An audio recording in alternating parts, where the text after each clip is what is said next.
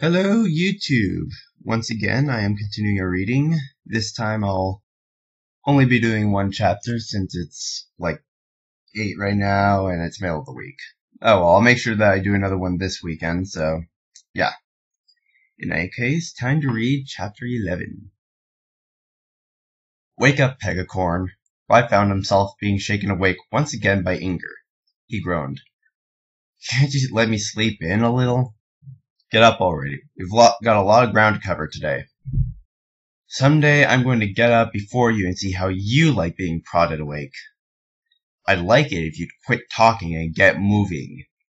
Rice struggled to his feet, blindly putting on his traveling gear. Where are we, anyway? By my estimate, we're about a day's journey from the edge of the Antlerwood. Inger set off at a brisk trot, and Rye went after him. After 3 days of walking, he was adjusting to the pace.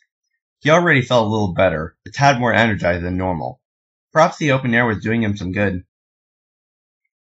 They walked down the road, over the endless grassy hills. Rye was starting to feel like they'd never get out of the foothills. They hadn't passed a single town so far. This stretch of the road was practically abandoned. Yesterday they'd gone by the last major crossroads they would see before reaching Midrethel. The road branched off far to the northwest towards Norheron, the capital of Norhart.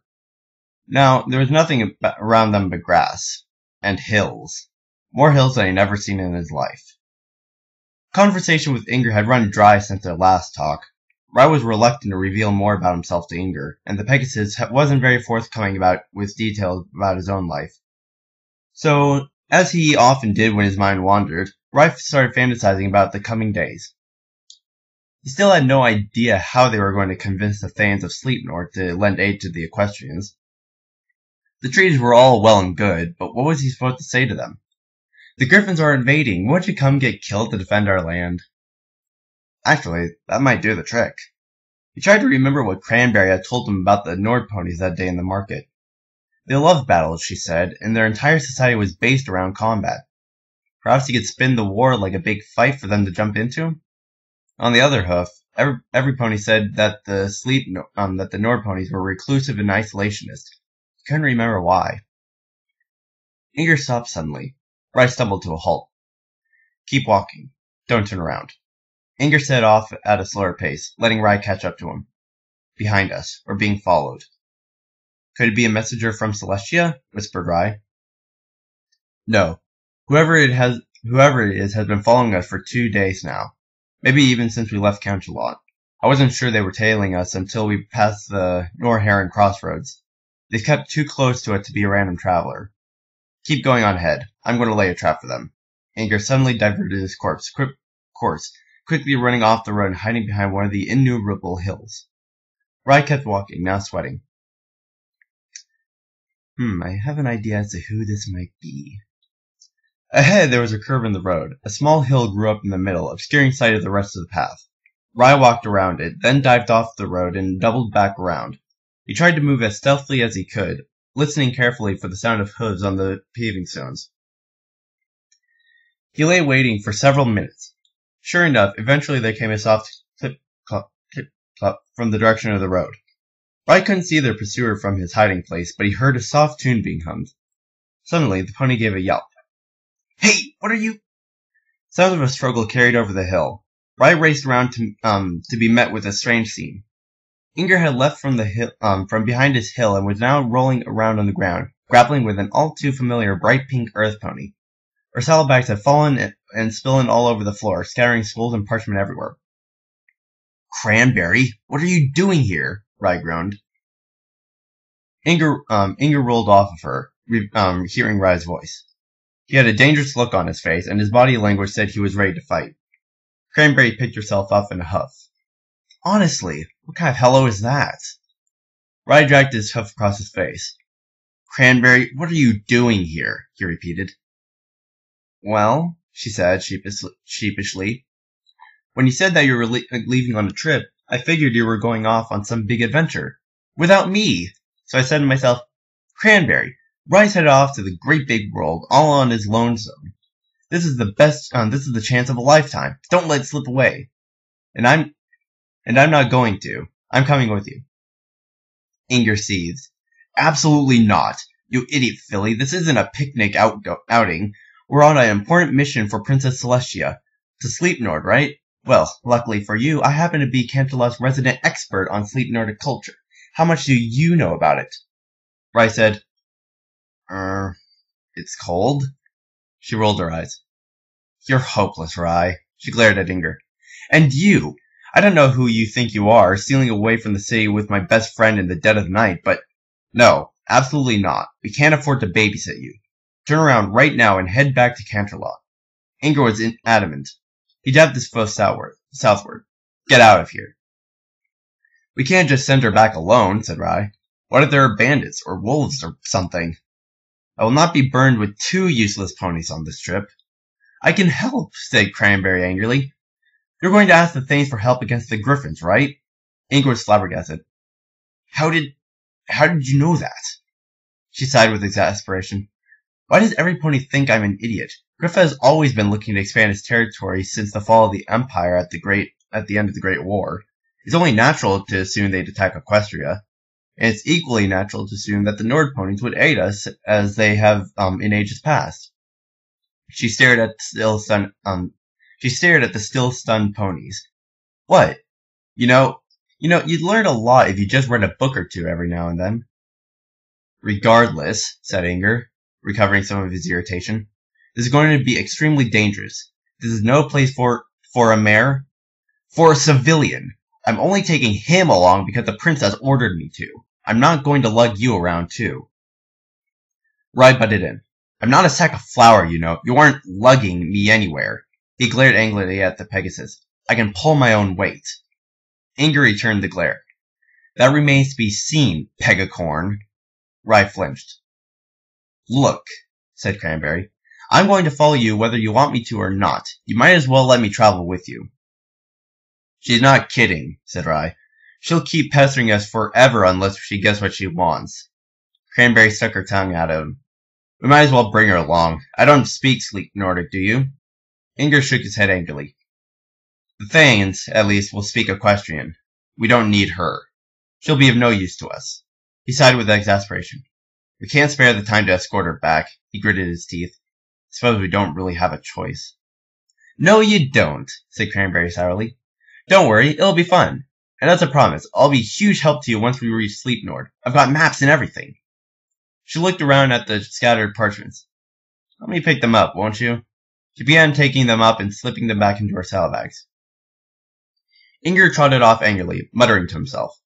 Rai helped Cranberry gather up her things.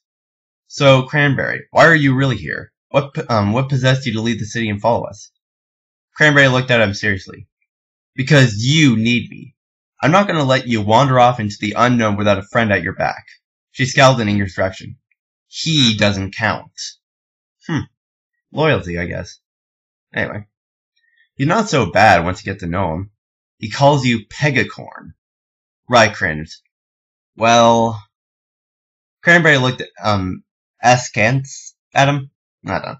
Then broke into a smile. I'm here for you, Rai. Don't worry. We'll make it to Sleep Nord and get help for the princess in no time. She fitted the last scroll into her bags and clasped it shut. Now, we better catch up to him before he gets lost. It's difficult to see where you're going when you have your head stuck up your rump. The 2 ran to catch up, laughing. The Earth Pony brought a startling change into their group dynamic. After 3 days with humorless silent Inger, the Firewing, Cranberry was like a splash of water to the face. She talked constantly, telling Rai about her latest discoveries. His parents, oh, I told your father we were going camping for a week or 2. He's perfectly fine.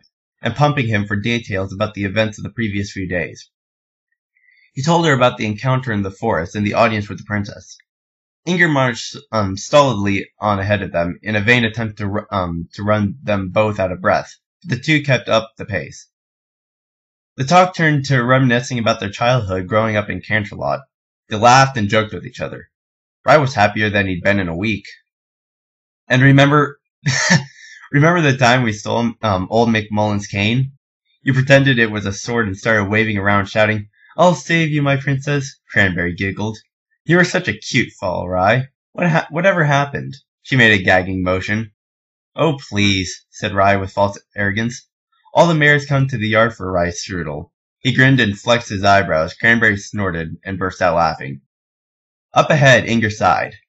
It was going to be a long journey. Let's take a look. You know what, maybe for you people I'll just keep reading a bit more. I still have some time. Chapter 12.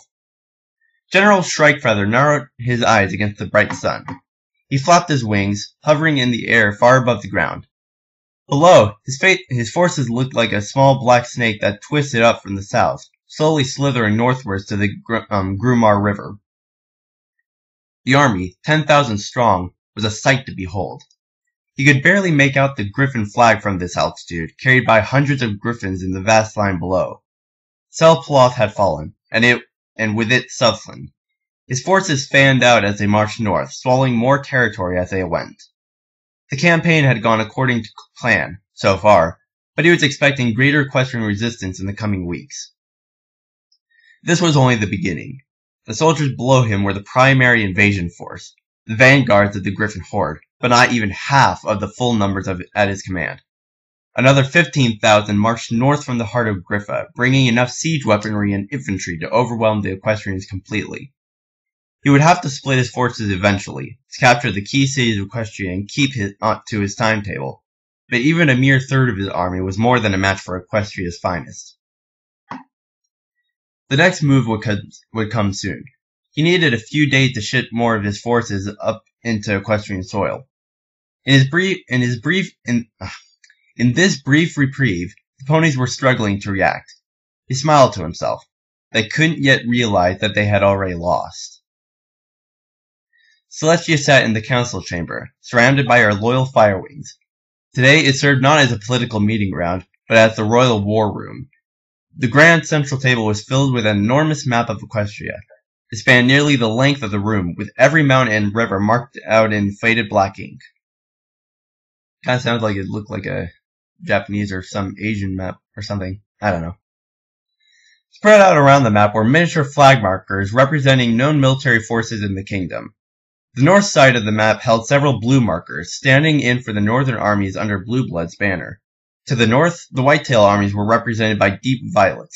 They were the second largest force on the map, massed both at the southern edge of Whitetail Forest and the border of East Hill in the north. To the south, the map was covered in a sea of red flags. The Griffins outnumbered the combined forces of Whitetail and Norhart, but they remained, for the moment, contained in Southland. In the northeast, a dismally small number of yellow markers signified the Celestial Army, still stationed in Canterlot. Yeesh. That's really sad. Anyway, we need to move quickly, but carefully. Celestia surveyed the board, taking in the information.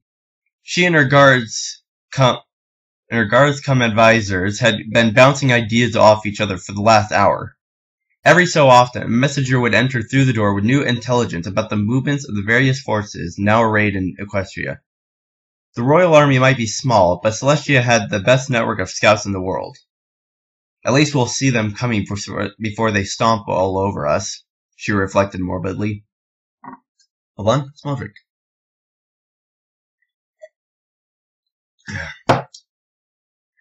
The markers slowly moved around the board.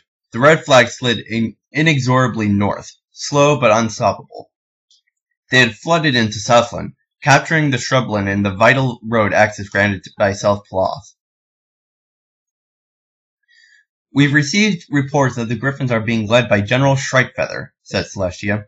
A rumble of dismay circled the table. The firewings nervously stamped their hooves. The name Shrikefeather was infamous among them. During the last 100 years, he'd led the armies of Griffa in their conquest of all the small satellite nations to the south of Equestria. Griffins lived for a long time compared to ponies, nearly 200 years on average. Oh wow. And Shrikefeather had been a warrior since before any pony in the room's grandfathers were born.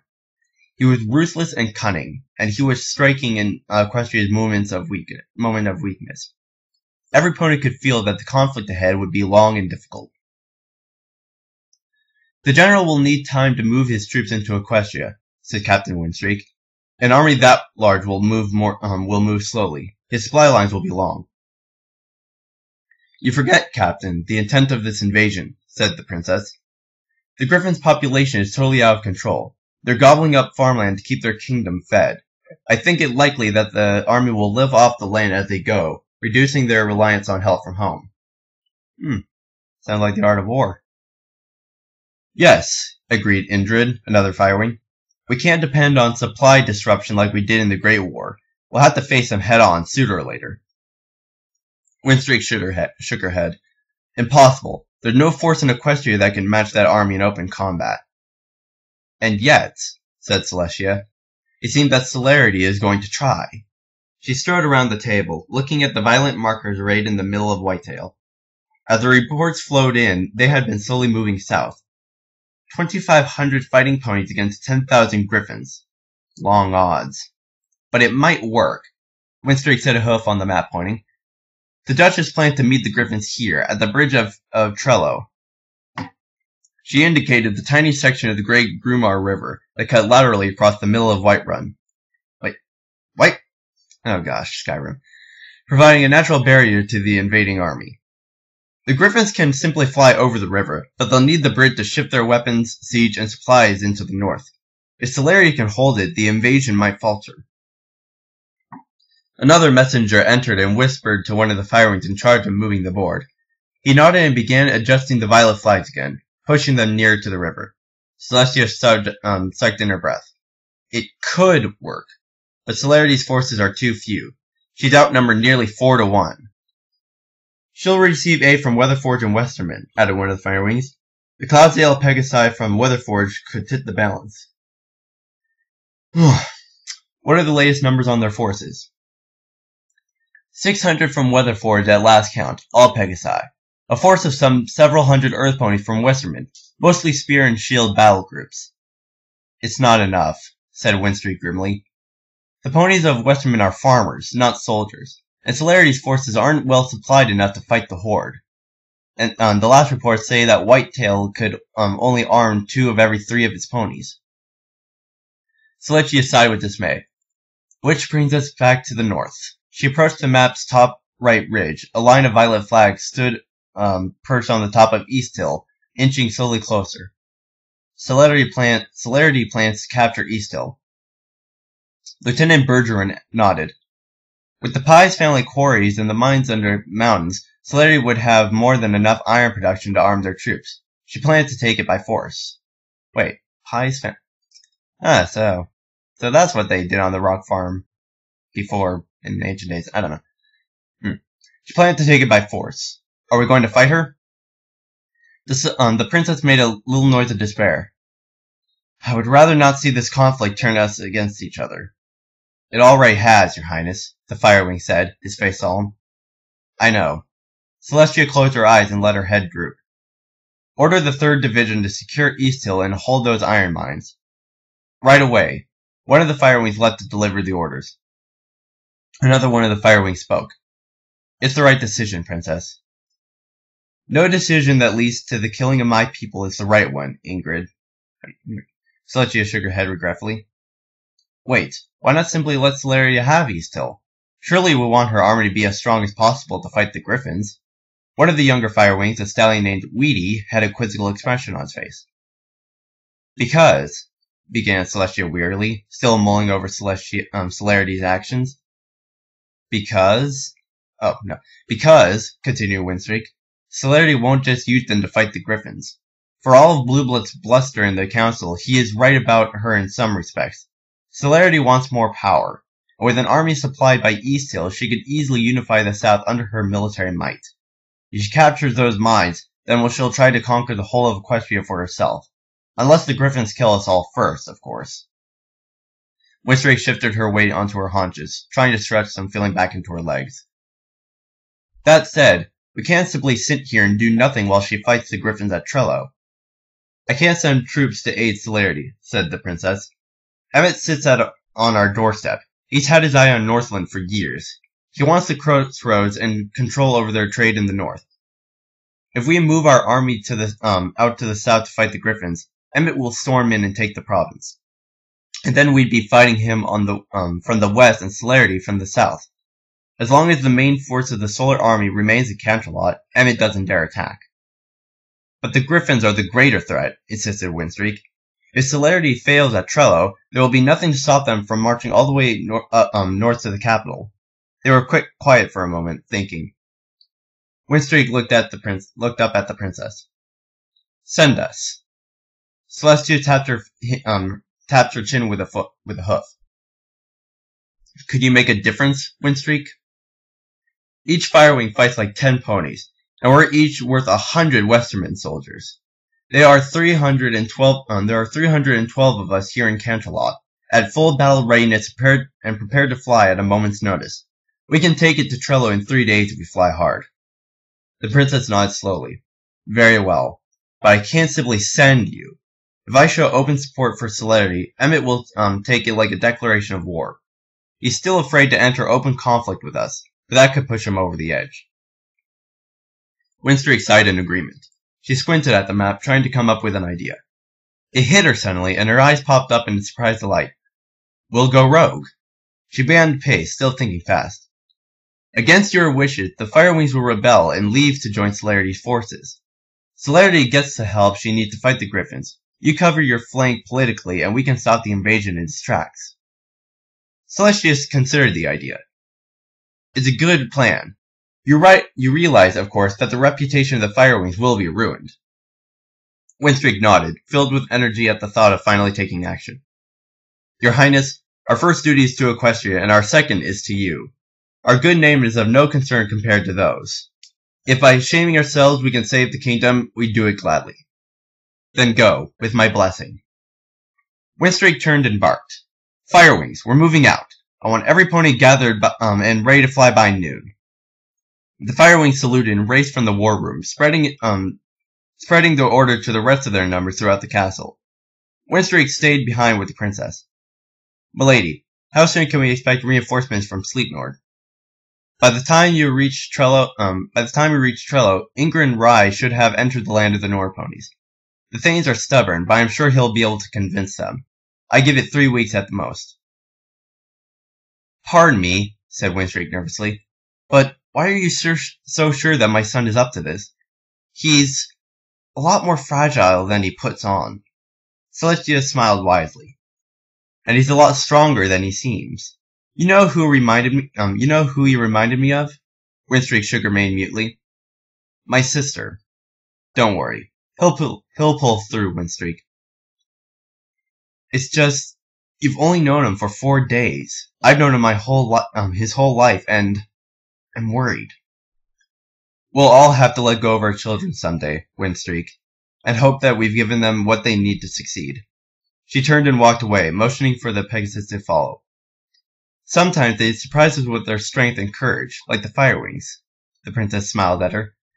And sometimes our children take a path we would rather they not. She blinked. I have known Celerity and Emmett since they were tiny fowls. This war is like watching my family rip itself apart. The princess shook her head. But your son risked his life to help one of my dearest friends, and risks it even now to help his country. He has the willpower to see it through. It's not his will I'm worried about, said Windstreak with a twinge of fear in her voice. I just hope he's safe. Alright, so, what the hell, I'll read all 3 chapters. Chapter 13. It had been 5 days since they'd left Canterlot. The 3 ponies were nearing the edge of the Antlerwood, the enigmatic forest that dominated the northern half of the Northland province. They had walked over 200 miles, and every step Wright took was one farther than he had ever been away from the city. He would never admit it, but having Cranberry around made him feel a lot less scared of the coming weeks. The 2 of them had been getting out of scrapes his entire life. None this big, of course. Inger stopped them early. It's getting late. We should set up camp for the night. We'll stay on the road tonight. He dropped his saddlebag and began fishing around for the tent poles buried within. Ryan and Cranberry sat down on their haunches to take a breather. Ryan looked questioningly at Hinger. It's barely 6 o'clock. Why are we stopping so soon? The Firewing shot a furtive look in the direction of the north. We're about to enter the Antlerwood. I would prefer not to do so at night. Why not? Asked Cranberry, pulling a scroll out of her bags. A shadow fell over Inger's face. There are dark things in that forest. Like the Everfree? Rye took a bite out of an apple. They still had a few of them left, and he was determined to enjoy them while they lasted. Inger shook his head. The Everfree forest is wild and untamed. Just pure, uncontrolled nature. The Antlerwood is different. I've heard stories of spirits and unnatural horrors, stealing the souls of any who wandered in unprepared. Cranberry laughed. Oh, please, don't tell me you believe those ghost stories. She unrolled her scroll, looking over the map. The Pegasus shrugged uneasily. There might not be ghosts, but there's something in that forest. Many that go in never return. He shivered. At any rate, we'll head in once it's light out. If we hurry, we can pass through the forest in a day. The Earth Pony pursed her lips and made a sound. I'm not so sure. Take a look. The three ponies gathered around the map. It was a detailed drawing of the northeast quarter of Equestria, and the top of it was covered in the olive green representing the forest. It's at least 40 miles if we stick to the road, and the terrain will be rough in there. Above the forest was the mountain pass of Midrathel. Once we're through, we'll be right at the pass. I assume you've gotten permission to go past Middengard? We bear the symbol of the princess. The guards at the tower will let us pass. Inger fumbled the limp tent out of his bags and began unrolling it. Rye swallowed his apple. I'm more concerned about the pass itself. Isn't it supposed to be full of giants? Cranberry shook her head reassuringly. I wouldn't worry about them. The last giant war was over 400 years ago. The Equestrians and the Nord ponies pushed them back into the forest, and they haven't come out as an army since. I've got a book on the giant wars if you want to take a look. She leaned toward her saddlebags, offering. I'll take your word for it. Rye declined. Behind them, Inga was setting up the tent. Maybe we should help him. The three of them gathered the poles together and erected the simple tent. It was in the military style, tiny but sturdy, in the shape of an inverted V. There was only room for two inside, but Inger was demanding that they post a watch anyways. We're not near Canterlot anymore. This area isn't as safe as it used to be. I'll take the first watch. Cranberry and Rye ducked into the tent, arranging themselves as comfortably as possible on the hard ground. Night, Rye.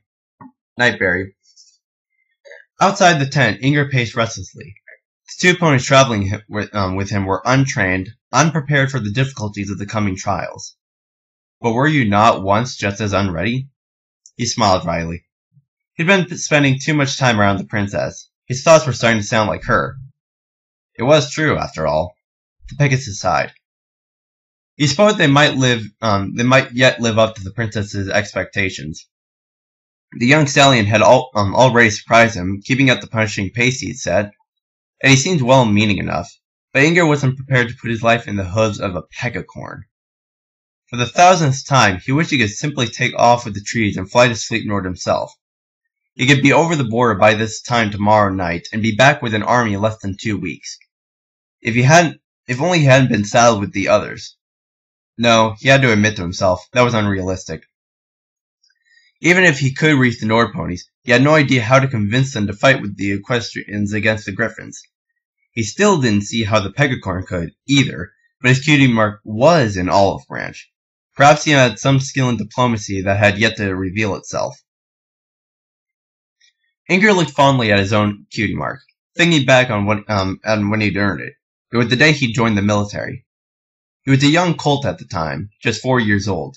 2 years shy of adulthood, he lied about his age and jumped at when the opportunity presented itself. The chance to finally escape the horrible life of poverty in Canterlot's back alleys.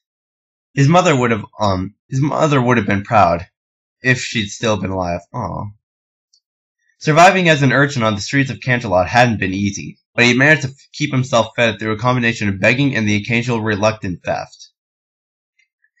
He still vividly remembered the exams, which he passed through a combination of luck and flim-flammery, and the physicals, where he had excelled. The day came at last, and he stood on a cloud listening to the instructor describe the test. The Pegasi around him were all vying for a shot at the celestial air forces. The thrill of the challenge, the rush of success as he flipped between the clouds, and the first true happiness he'd felt in years. And then he'd been approached by a tall blue Pegasus pony clad in golden armor, who'd asked him his name. He took him to the side and asked him a lot of questions. She was very kind, listening while he told her about himself. When she had learned all she wanted to know about him, she asked him to come with her. "My name's Inger," he said shyly. "Hello, Inger. What's your last name?" "I don't have one." "Oh." The blue pony digested the implications of this. "Who's your mother?" "She's not here anymore. She died when I was barely a year old." "I see. Well, Inger, why did you come here today?" "To join the army. I want to help Equestria." He realized he sounded ridiculous. He was still practically a fowl, after all. "A worthy goal," said the blue pony sincerely. To the side, he saw the instructor leading the flight of newly accepted trainees off in the direction of the barracks. "Why aren't I going with the others?" he asked. "You and I are going to talk to some pony, very important," she said in reply. They flew down towards the city, arcing above the glittering spires of the castle. The armored pony guided him into the land of the gates. Awestruck, Inger followed her into the castle at the peak, entering the golden halls for the first time. He found himself in the throne room, standing before Princess Celestia in all her glory. Inger bowed to the princess, terrified. Beside him, the blue pony did the same. The princess bent her head respectfully. "Well, Winstreak, is he the one?" "I think so. He's physically capable enough.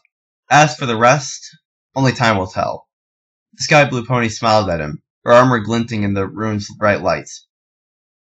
Celestia beckoned her closer, and the two held a hushed discussion. Inger stood frozen, waiting for whatever would come next in fear and a strange anticipation. Finally, they separated.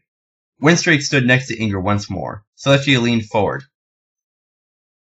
"Every year, the Celestial Army recruits new members to serve and protect the ponies of Equestria. It is a high honor to be chosen to give your life to the defense of our nation," she smiled. "But every year, we select one pony to serve in a different way. Our personal guard, the Fire Wings, are the elite group of Pegasi who serve as an extension of our will throughout the nation. Winstreak here has chosen you." Inger stammered. I don't know what to do. I don't know what to... Celestia leaned further, staring intently at the young colt before her. "Are you worthy of joining their ranks, little Inger?" He gazed into her eyes, and he felt like he was falling into them. He broke the contact, staring at the ground. She was so perfect, a divine being amongst mortals. He felt smaller than he'd ever been before. How could he possibly help such a creature? He felt ashamed to simply be in her presence. "No. I'm sorry, I'm not. I'm not nearly ready for that kind of responsibility." He cringed, feeling his face burn. The princess sat back and smiled. "Humility is the mark of a great warrior, Inger. You passed the first test." She looked at Winstreak. "We are satisfied."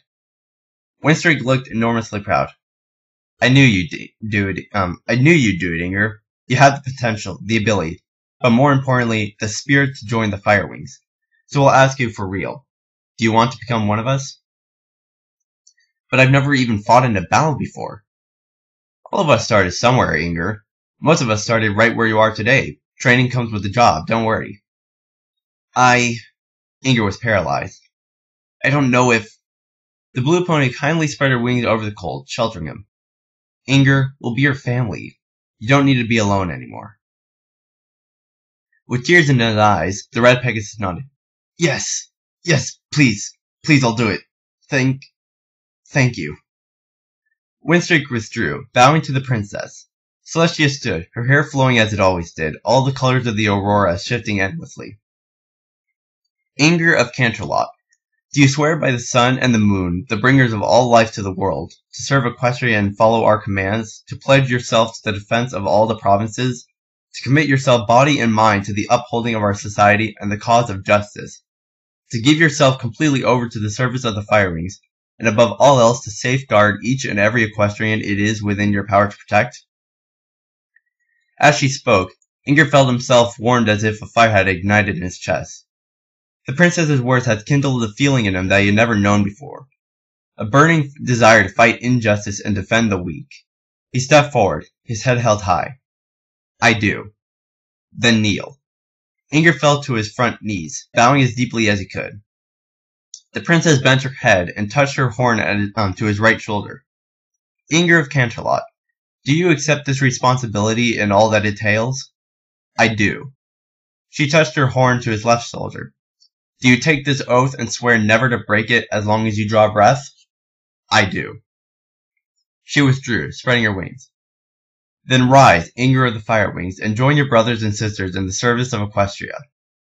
Inger looked up, still overwhelmed by her presence. Celestia's formal air cracked, and she winked at him. Welcome to the club, Inger. Awesome. Winstreak bowed again to the princess. Come on, Inger. Let's go meet your new family. As they left the throne room, she grinned mischievously. You can show them all your new cutie mark. My what? Inger spluttered. He rolled his head around to stare at his flank. No longer bare, on each side he found a beautiful gold ring imprinted on his skin. He bounced, cantering around Winstreak with delight. She laughed, and together they went to meet Inger's future. Oh gosh, that's cool. She smiled at the memories. The gold ring, a symbol of unbreakable loyalty and duty, still there to this day. He still remembered that vow, word for word, and he'd keep it till his dying breath. Don't worry, princess. We won't fail you. Behind him, in the tent, loud snores broke the quiet. The pegacorn slept softly.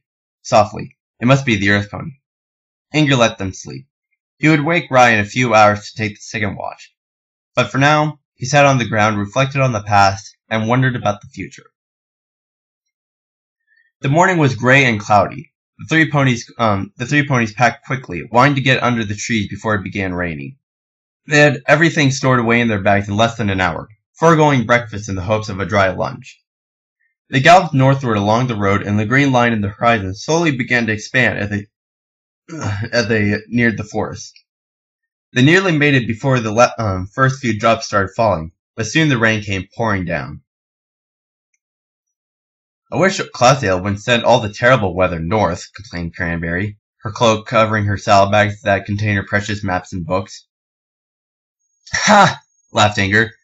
You've never seen terrible weather. This is just a drizzle. You should watch what happens when they schedule a hurricane. Nevertheless, they ran faster. Ink was dressed in his firewing armor from the neck down, his helmet stowed away in his saddlebags. Cranberry had laughed at him, but he wasn't willing to walk into the forest without it. Rye and Cranberry had their cloaks pulled tightly against the rain, shielding them from the damp weather. The three ponies finally found shelter under the trees, slowing down to a slow walk. Ahead of them, the road vanished into the forest. They kept walking along, going deeper into the trees. The rain went pitter-patter on the leaves, but the thick foliage kept most of it off the ponies. They trotted along the path, alone in the forest. Focused on moving forward, they were quiet and quick. Their pace began to slow as the trees grew thicker, and the rain gradually began to fade above the leaves. Hey, Cranberry, said Rye, breaking the silence.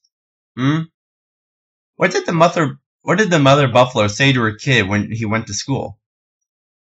Cranberry rolled her eyes. I don't know. What? Bison. Cranberry made a face. Really, Rye? Have you ever noticed how many groups of lions tend to move around before autumn? No. Of course they do. Pride goes before the fall. Cranberry groaned, and Inger turned his head around in disgust. You should be ashamed. Rye cracked evilly. A sandwich walks into a bar. The bartender says, "Sorry, we don't serve food here." In unison, "Please stop." I personally liked him. Before he could consume with his barrage of horrible jokes, something strange happened. They turned a corner on the road, and the sound of the rain abruptly vanished, as if some giant valve in the sky had been closed. All three ponies stopped in surprise. They looked at one another uneasily. Maybe the storm's over? Ventured Cranberry. Weather doesn't just switch off like that. I'm going to have a look. Inger flapped his wings and took off into the trees, tops of the trees. A few leaves drifted down after him. They waited there for a few minutes, wondering what it was exactly going on. Inger rocketed back down, landing in a soaking puddle. No, it's definitely still raining, but the trees are freakishly thick here. It's like the entire world is muted by the forest. I guess we should be grateful, said Rai. I'm not so sure. With those ominous words, Inger shook himself off and they began walking once more. No one joked now. The forest was gloomy and oppressive, and completely, absolutely silent. There was no sound of birds or squirrels in the trees. No snapping of sticks or the rustling of leaves. It was very eerie, Rai thought. They marched on, subdued. The sunlight began to fade as they walked, gradually at first, but soon they could barely see the road under their hooves. The leaves were so thick that no light could penetrate the forest. Inger pulled the torch out of his saddlebags. Rai swore they must be bottomless, and turned to Rai. What? Okay. Inger pulled the torch out of his saddlebags. Rai swore they must be bottomless, and turned to Rai. Peckercorn, can you light it? Huh? With your magic. Light the torch. Can you do it? Rai gulped uncertainly. I can try, he said in an unconvincing tone. He closed his eyes and concentrated. His horn began to glow orange. He dipped into the undercurrent of magic, and found that something was different. Normally, when he tried to work magic, it felt cool and calm like a flowing river. Now, though, it was like a raging current of boiling water, practically breaking through on its own. Rai gasped at the torch, and his horn burned like he'd stuck it on one of his father's ovens. Ah! What's wrong? Cranberry leaned down next to Rai, who was holding a hoof to his head. There's something wrong here. The magic, I've never... He released the hold, his horn's glow fading. The magic here is raging out of control. That was... amazing, but painful. He closed his eyes again. Hang on, I'm going to try again. He reached into the flow, more prepared this time.